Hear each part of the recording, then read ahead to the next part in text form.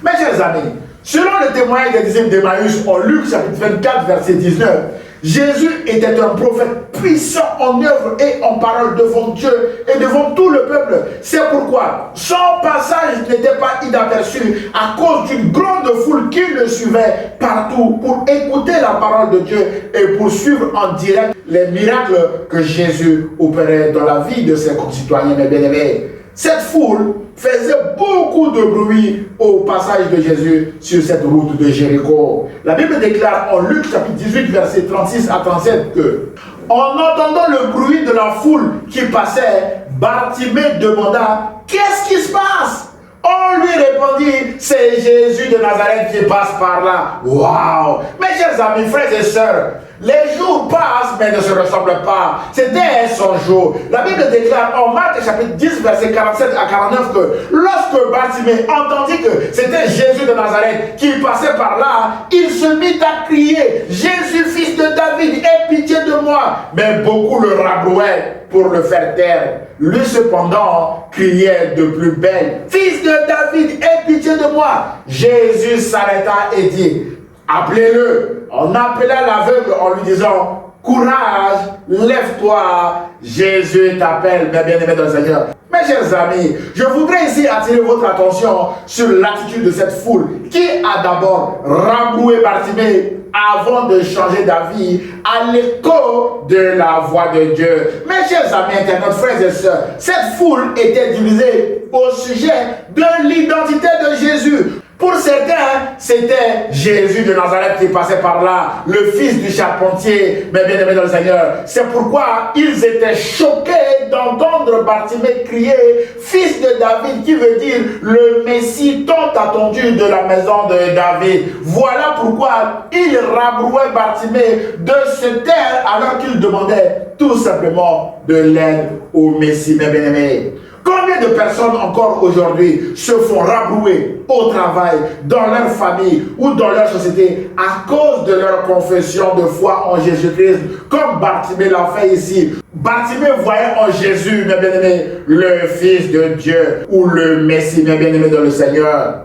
Frères et sœurs, le nombre de personnes persécutées dans le monde à cause de leur confession de foi au nom de Jésus est incalculable, mes bien-aimés. Mais la bonne nouvelle est que l'évangile de Jésus-Christ continue de progresser malgré cette persécution, mes chers amis internautes. Frères et sœurs, toujours à propos de cette foule qui suivait Jésus, pour d'autres comme Bartimée, Jésus était le Messie, celui qui est oint par Dieu pour porter la bonne nouvelle aux malheureux, pour guérir ceux qui ont le cœur brisé.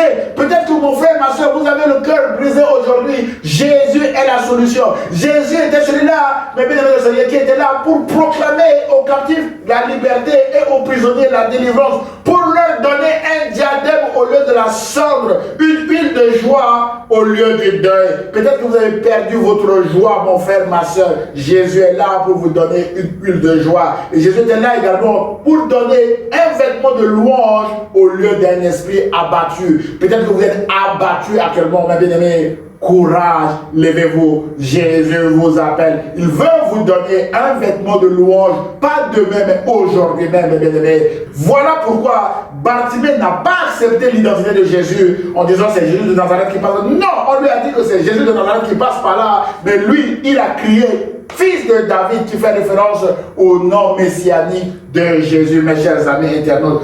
Mes chers amis, l'identité de Jésus a beaucoup posé de problèmes à ses contemporains. La Bible déclare en Matthieu chapitre 16, verset 13 à 17 que Jésus arriva dans le territoire de Césarée de Philippe. Il demanda à ses disciples, qui suis-je d'après les hommes? Moi, le Fils de l'homme. Ils répondirent à Jésus, les uns disent que tu es Jean-Baptiste. Or, Jean-Baptiste a été décapité par Hérode, mes bien-aimés. Les autres disent que tu es Élie. Les autres encore disent que tu es l'un des prophètes d'autrefois. Mes bien-aimés, mais il y avait un peu de tout au sujet de Jésus. Mais au milieu de cet amalgame-là, Bartimée, lui, il voyait Jésus comme étant le Messie. Et Jésus dit à ses disciples, pour vous, qui suis-je? Simon-Pierre répondit, tu es le Messie, le Fils du Dieu vivant. Jésus reprit la parole et lui dit, tu es heureux, Simon, fils de Jonas, car ce n'est pas une pensée humaine qui t'a révélé cela, mais c'est mon Père Céleste qui t'a révélé. Mon frère, ma soeur, si Dieu ne se révèle pas à vous, vous ne pouvez pas appeler Jésus-Christ comme votre Seigneur ou votre Sauveur, mes bien-aimés. Il faut une révélation du Dieu vivant, mes bien-aimés. Frères et sœurs, il y avait un peu de tout sur l'identité de Jésus. Mais Bartimée connaissait la vraie identité de Jésus, le fils de David ou le Messie. C'est sa confession de foi sur l'identité de Jésus qui va, mes bien-aimés, le sauver, mes bien-aimés dans le Seigneur. Mon frère, ma soeur, aujourd'hui encore, l'identité de Jésus pose des problèmes dans notre société. C'est pourquoi Jésus, mes bien-aimés, chers amis internautes, vous pose aussi la même question. Pour vous, qui suis-je? Autrement dit, qui est Jésus pour vous, mes chers amis internautes? Votre miracle dépendra de votre confession de foi. Si vous croyez, comme Bartimée, que Jésus est le Messie ou le Sauveur, alors votre miracle devient possible. En revanche, si vous croyez que Jésus est uniquement Jésus de Nazareth ou le fils de charpentier, mes bien-aimés dans le Seigneur, vous ne verrez pas la gloire de Dieu, mes chers amis. Alors, c'est à vous de choisir aujourd'hui sous quelle identité vous voulez crier à Jésus, mes chers amis internautes. Mais Bartimée nous encourage à crier à Jésus sous l'identité de Messie, mes chers amis internautes. Frères et sœurs, au cri de Bartimée, avec la bonne identité de Jésus, fils de David, aie pitié de moi, la Bible déclare au verset 49 que Jésus s'arrêta et dit, appelez-le. On appela l'aveugle en lui disant, courage, lève-toi, il t'appelle. D'après Marc chapitre 10, verset 49.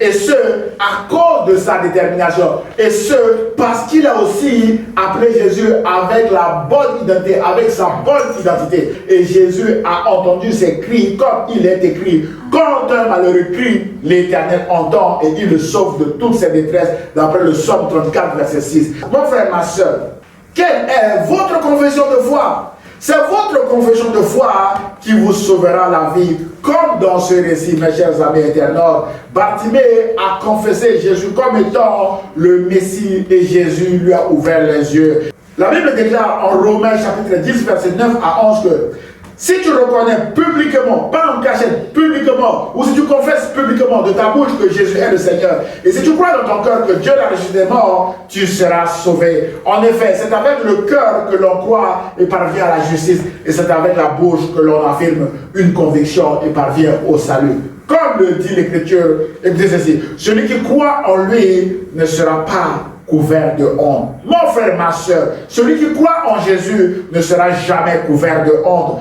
Dans ce récit, Jésus a enlevé ce qui faisait la honte de la famille Timée en ouvrant les yeux de leur fils Bartimée et en faisant de lui son disciple. Et ce, sur la base de sa confession de foi, qui dit « Fils de David ». Bartimée était devenu l'un des personnages les plus importants de la première église dans le témoignage, dans les évangiles, nous fortifie encore et encore et encore aujourd'hui, mes bien-aimés. Mon frère, ma soeur, peut-être que vous vivez actuellement une situation qui vous fait honte, mes bien-aimés. Ce message est pour vous. Courage, Jésus vous appelle comme il a appelé Bartimée. Jésus vous appelle pour vous faire du bien, mes bien-aimés. Le psalmiste dit que quand on tourne vers lui les regards, on est rayonnant de joie et le visage ne se couvre pas de honte. D'après Somme chapitre 34, verset 5.